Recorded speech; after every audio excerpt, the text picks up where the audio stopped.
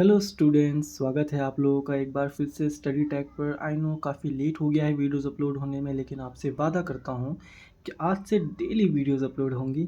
और जो videos upload होंगी वो आपके सब्जेक्ट से रिलेटेड होंगी, जो आपके एग्ज़ाम में आपकी हेल्प करेंगी। और आपको एक बात और बताना चाहता हूँ कि जो वीडियोस अपलोड होंगी उनकी पीडीएफ को अगर आपको डाउनलोड करना है तो डिस्क्रिप्शन में टेलीग्राम के चैनल का लिंक होगा, आप वहां से फ्री में उसे डाउनलोड कर सकते हैं। ऐसा किसी ने नहीं किया है आज तक। इग्नू के सारे नोट, सारे असाइनमेंट आपको फ्री में आपको प्रोवाइड कराऊंगा मैं। और अगर आपको किसी भी पीडीएफ की ज़रूरत है तो आप कमेंट सेक्शन में मुझे बता सकते हैं, मैं आपके लिए उस पीडीएफ को भी प्रोवाइड कर दूंगा, वो भी फ्री ऑफ कॉस्ट। तो बिना किसी देरी के आइए वीडियो को स्टार्ट करते हैं, जो आपके सब्जेक्ट से रिलेटेड है, जो कि है BAM इग्नू के स्टूडेंट्स के लिए। आपको थंबनेल देख के समझ में आ ही गया होगा। ये है इकाई 1 प्राचीन राजनीति शास्त्र के नाम, दंड नीति, धर्मशास्त्र और नीति शास्त्र, जिनको हमने तैयार किया है आपके बुक की रूपरेखा के अकॉर्डिंग। तो देखिए, इसमें पहला पॉइंट है उद्देश्य। जो यूनिट कहना चाहता है, जो यूनिट का उद्देश्य है उसके बारे में। तो इसका उद्देश्य ये है कि इस इकाई का उद्देश्य प्राचीन भारतीय राजनीति शास्त्र के विभिन्न पहलुओं को समझना है। इसमें दंड नीति, धर्मशास्त्र और नीति शास्त्र जैसी प्रमुख धाराओं की चर्चा की जाएगी।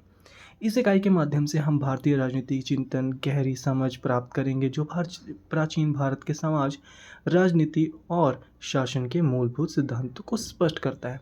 जाहिर सी बात है, किसी भी चैप्टर का उद्देश्य हमें जानना ज़रूरी होता है, तभी हम उसको समझ पाते हैं। पहला है प्रस्तावना। इसका डिस्क्रिप्शन, ये आपको अपने आप को प्रस्तावना, आपकी मतलब अपने आप को बताया कैसे कि ये कहना क्या चाहता है। तो प्राचीन भारतीय राजनीति शास्त्र के कई प्रमुख ग्रंथ हैं और शास्त्रों का उल्लेख मिलता है, जिनमें दंड नीति, धर्मशास्त्र और नीति शास्त्र का विशेष स्थान है। इनके बिना शासन को चलाना बहुत मुश्किल है। ये शासन न केवल राजनीतिक बल्कि सामाजिक और सांस्कृतिक दृष्टिकोण से भी महत्वपूर्ण है। इन ग्रंथों के माध्यम से भारतीय समाज में शासन, न्याय, धर्म और नीति के संबंध में विचार किया गया है। प्राचीन भारतीय राजनीति शास्त्र ने शासन प्रणाली को व्यवस्थित करने और समाज में न्याय स्थापित करने के लिए एक ठोस आधार प्रदान किया है, जिसकी वजह से हम अपने शासन को चला सकते हैं। दूसरा है, आगे देखते हैं 1.2, भारतीय राजनीतिक चिंतन का आशय। मतलब कि भारतीय राजनीति के ऊपर क्या क्या चिंतन किए गए हैं उसके बारे में हम देखते हैं कि भारतीय राजनीतिक चिंतन का आशय केवल शासन की प्रक्रिया से ही नहीं बल्कि सामाजिक और धार्मिक जीवन से भी जुड़ा है। भारतीय दृष्टिकोण में शासन का मुख्य उद्देश्य समाज में न्याय, सद्भावना और धर्म का पालन करना है। भारतीय राजनीति में धर्म और नीति के सिद्धांत का गहरा प्रभाव रहा है। जाहिर सी बात है, राजनीति और धर्म के बीच परस्पर संबंध को समझना भारतीय चिंतन की एक महत्वपूर्ण विशेषता है, क्योंकि धर्म और राजनीति का टकराव कभी नहीं होना चाहिए, वरना शासन खराब हो जाता है। भारतीय राजनीतिक चिंतन में राजनीति को केवल सत्ता प्राप्त का साधन नहीं बल्कि समाज के कल्याण और धर्म के पालन के लिए एक साधन माना गया है। इसके अंतर्गत शासक की भूमिका, उसका कर्तव्य और उसके द्वारा लागू किए गए सिद्धांतों की गहरी चर्चा की जाती है। ऐसा नहीं है कि डायरेक्ट ही उसे बिना किसी चर्चा के समाज में लागू कर दिया जाए। ठीक है, आगे देखते हैं 1.3, राजनीति शास्त्र के विविध नाम। प्राचीन भारत में राजनीति शास्त्र को कई नामों से जाना जाता है। इनमें प्रमुख नाम है दंड नीति। ये शास्त्र मुख्य रूप से राज्य के प्रशासन, शासन के सिद्धांतों और दंड व्यवस्था पर आधारित था। इसमें राज्य के शासक के कर्तव्य और अधिकारों की व्याख्या की गई थी। ठीक है, दंड नीति जैसे कि जिसने क्या जुर्म किया है, किसको क्या सज़ा मिलेगी, ये वो है। आगे देखते हैं धर्मशास्त्र। धर्मशास्त्र का संबंध राज्य और समाज में धर्म के पालन से है। यह शास्त्र मुख्य रूप से समाज में के नियमों, कर्तव्यों और धार्मिक आस्थाओं को व्यवस्थित करता है। धर्मशास्त्र मतलब कि हमारा कर्तव्य क्या है उसके बारे में ये बताता है। नेक्स्ट है नीति शास्त्र। नीति शास्त्र में व्यक्तिगत और सामाजिक नीति की चर्चा की जाती है। इसमें नीति और राजनीति के बुनियादी सिद्धांतों का वर्णन किया जाता है। नीति शास्त्र है जैसे हम शासन में किस तरह की नीतियों को इस्तेमाल करते हैं उसके बारे में। आगे देखते हैं दंड नीति।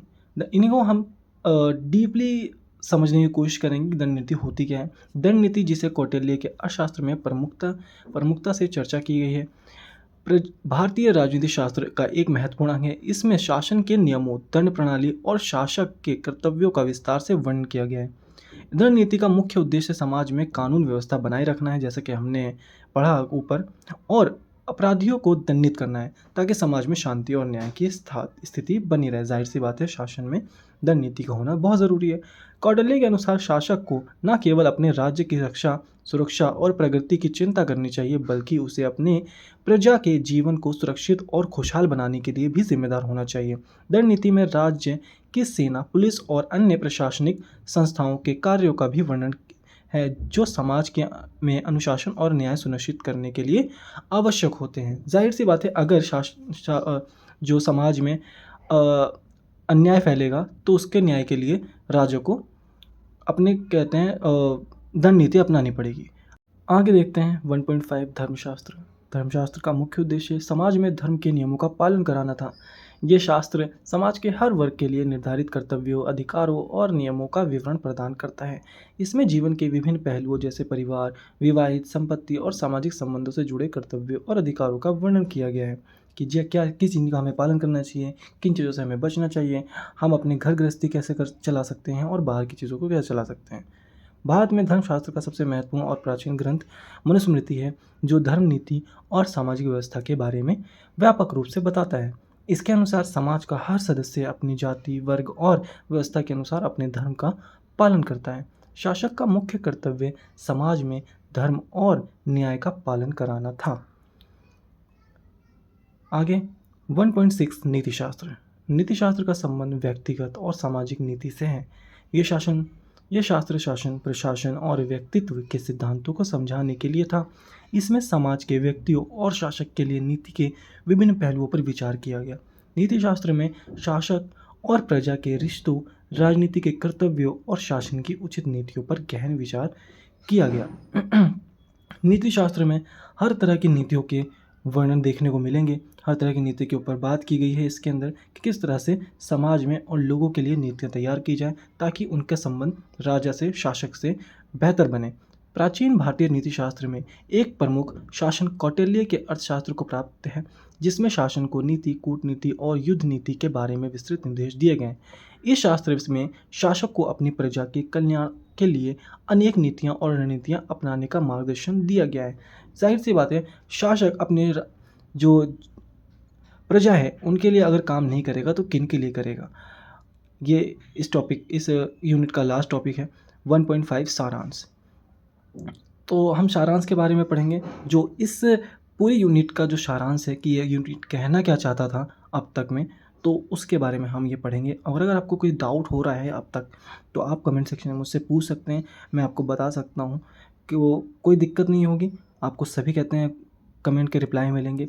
तो आगे देखते हैं। प्राचीन भारतीय राजनीति शास्त्र में दंड नीति, धर्मशास्त्र और नीतिशास्त्र की महत्वपूर्ण भूमिका रही है। इन शास्त्रों ने भारतीय समाज में शासन, न्याय और धर्म के सिद्धांतों को संरचित किया है और शासक के कर्तव्यों को स्पष्ट रूप से बताया। दंड नीति ने न्याय और दंड के सिद्धांत को स्पष्ट किया। धर्मशास्त्र ने समाज में धर्म के पालन की आवश्यकताओं को रेखांकित किया और नीतिशास्त्र ने शासन की नीति और कूटनीति को निर्धारित किया।